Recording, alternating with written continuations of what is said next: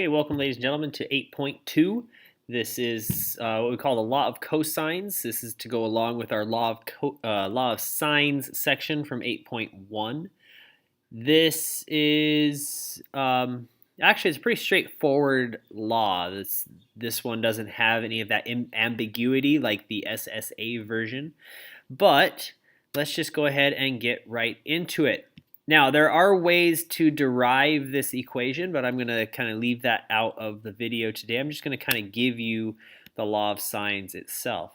So today, or not today, this particular lesson deals with the SSS or the SAS parts of a triangle. So if you were given a triangle that looks like this, and you were given 4, 6, and let's say 5, like this would be the SSS version. And if you're given SSS, that means you're going to use the law of sines because the law of not the law of sines. Use the law of cosines because the law of sines wouldn't work because you're not given any of the angles. Or if you're given a triangle that looks like this with 2 sides and the included angle. If you have 2 sides in the included angle, notice again the law of sines does not work. I don't have angles that are opposite these 2 sides. But the law of cosines does work for those 2 types of triangles. So here's what it's going to look like. I'm going to give you all 3 variations. This just depends on what you've been given. So this first set like this is good for the SAS. This is good for SAS because what you're trying to find is you're trying to find this side length, this third side, which means you were only given 2 to begin with. So if you're given 2 sides and the included angle, you would say, okay, here is a squared equals b squared plus c squared minus 2bc times the cosine of a. Very straightforward. It just looks kind of complex.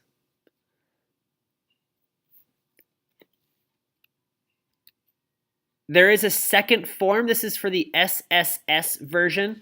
And this means since you're having SSS, that means you're looking for an angle, which means I need to solve for cosine of a right here. So I would minus b squared and minus c squared and divide by negative 2bc. And I would get this particular version right here. So I would say, if you want to write this a little bit differently, you would say it's cosine of a is equal to b squared plus c squared minus a squared all over 2bc. And that's if you want to write it as fraction form like that rather than the divide sign. And then you have to remember that in order to solve for a right here, you actually have to do cosine inverse of this big thing here. So whatever number you get there, you need to do cosine inverse to find angle A. So you got to remember that this first part here is for SAS. And this second version, which is all the same thing, just dependent on what you're going to look for first, is for the SSS version. This means you're going to solve for an angle first in the other form. And you'll be pleasantly surprised kind of how the law of cosines work here because you only have to do the law of cosines once. And as soon as you do the law of cosines once, you actually have enough information for the law of sines. And then once you do the law of sines, then all you need to do is actually do the angle sum of a triangle. Because you'll notice that you actually, in both of these, the SAS, you need to solve for 2 angles. And the SSS, you need to solve for 2 or 3 angles. So you'll end up subtracting to find the third angle. So it's nice the way this works. You do law of cosines, then you do law of sines, and then you do 180 minus angle 1 and angle 2, whatever angles you have there. So you kind of do this process. You can do law of cosines all 3 times, but it's just a little bit more work than is necessary. All right, so let's take a look at an example. I'm giving you A, B, and angle C. So if you were to draw this triangle out, I don't care where you'd put stuff. I just usually draw it like this. And I have little a is 11, little b is 5, and big C is 20 degrees, which means I have SAS. And with this version, I'm going to solve for a side first. I'm going to solve for the missing side, little c. So I know little c squared is equal to a squared plus b squared minus 2ab times the cosine of big C. And then all I have to do now is plug stuff in. I say, okay, c squared is equal to a squared, which is 121, plus b squared, which is 25, minus 2 times 11 times 5 times the cosine of 20 degrees. Make sure your calculator's in degree mode. And if I take the square root of that number, I get, takes a little second to type it in here, so square root of 121 plus 25 minus 2 times 11 times 5, cosine of 20, and I get 6.53. So now I know little c is 6.53. And now that I have an angle and the side across from that angle, and I have a side and a missing angle, I can use law of sines. And if you're going to do law of sines here, make sure you're looking for the smaller of the two angles. Okay, I know that angle B is smaller than angle A because of the side lengths that are opposite. And the reason I have to do this is because sine won't give you an obtuse angle. So let's make sure we look for the small angle first. So we're going to say, okay, since I'm looking for an angle, let's say it's sine of big B over 5 is equal to the sine of 20 over little c. And I'm going to use the exact answer like I've been doing before. And multiply by 5 and take the sine inverse. So B is equal to the sine inverse of 5 sine of 20 over c, whatever c was. And I'm going to go straight to that. Sine inverse of 5 sine 20 divided by answer. And I get B is 15.18 degrees, approximately. And obviously from there I have two angles in a triangle, so I'm gonna do 180 minus 20 minus my answer, and I get 144.82. So 180 minus 20 minus A and S, and I get 144.82 degrees. And there we go, I've solved the triangle. And this kind of makes sense the way this goes, because across from the 15 has to be my smallest angle. Across from the 20 has to be my middle angle, or my middle side. And across from the 144 better be my bigger side. Okay, let's try another one. I think I have another one here for SSS, I'm assuming. Okay, so I'm given side, side, side. So I always like to just draw triangles, A, B, and C. So little a here is 9, little b is 7, and little c is 5. So now it just depends on what you want to find. Let's in this version, I like to find the largest angle for law of cosines, because cosine will give you an obtuse angle. So let's say the cosine of A. I know A is the largest angle because it's across from the largest side. So cosine of A is equal to what? I gotta rewrite my stuff here. So A squared equals B squared plus C squared minus 2BC cosine of A. All right, so I get b squared plus c squared minus a squared over 2bc. I have to write, I can't seem to remember this one, so I always write out the one that I memorize, and I go from there. Okay, so cosine of a is equal to b squared plus c squared minus a squared all over 2bc. So that tells me that a is equal to the cosine inverse of b squared, so 49, plus c squared, which is 25, minus a squared, which is 81, all over 2 times 7 times 5. And we can go ahead and do that straight. We can say cosine inverse. I'm going to put a parentheses for my numerator, so 49 plus 25 minus 81. And I'm going to divide by parentheses 2 times 7 times 5. Close all my parentheses. And I get A is approximately 95.74 degrees. And now that I know this angle, I can use the law of sines because I now have angle side side, or angle side side. That's what I have here. So let's go ahead and take a look. Let's go sine of b over 7.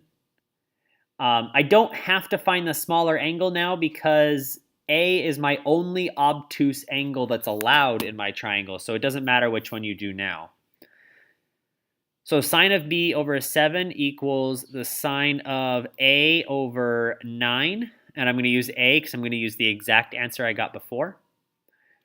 So I know b is the sine inverse of, if I multiplied by 7 over here, 7 sine of a over 9, which is approximately, let's see here, sine inverse of 7 sine answer.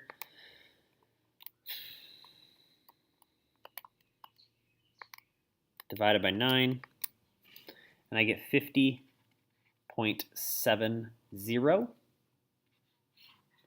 And now I just got to solve for my third side, and that's just 180 minus, I'm going to go up and use 50. I'm going to go use that 95 that I have exact. And I'm going to go to, because I did something wrong. Okay, there we go. And I get 33.56 degrees. And now we've solved the triangle. All right.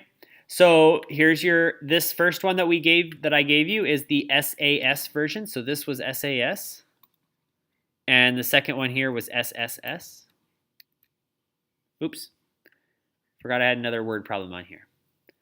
All right, so bases on a baseball diamond are 90 feet apart, and the pitcher's rubber is 60.5 feet from home plate. I want you to find the distance from the pitcher's rubber to first base. Now, many people believe that a baseball field is a square, and technically it is. It's a diamond, obviously. But a lot of people actually think the pitcher's mound is in the dead center of the field, and it's not. The pitcher's mound is actually not dead center. It's actually moved forward just a little bit. So pitcher's mound is right there. Now what we're going to be trying to find is the distance from the pitcher's mound to first base, given a little bit of other information. So we're given that the distance from the pitcher's rubber to home plate is 60.5, and the bases are 90 feet apart. And then what you do need to know is, since the pitcher's mound is centered left and right, the home plate sits at a 90-degree angle. So running in from third base, going to first base this way, that's a 90-degree. And this straight up and down green line, even though it doesn't look straight up and down, actually cuts it in half to make this a 45-degree angle. And once you know that, you now have side angle side And you can use the law of cosines to solve for x. And if we did that really quick, I know x squared is equal to 90 squared plus 60.5 squared minus 2 times 90 times 60.5 times the cosine of 45 degrees. And I'm just going to find the square root of that so I can find that x is equal to something. Square root of 8100.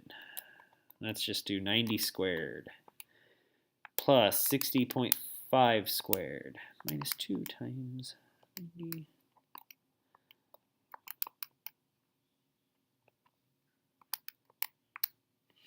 And I get 63.72 feet. Not that hard of a word problem, but people just, they want to believe what they want to believe. This pitcher's mound is not dead center of your baseball field, and you can go look at a real baseball field if you don't believe me. All right, so that's that. There's one little leftover thing here to do, and that's area. And if you are given side angle side,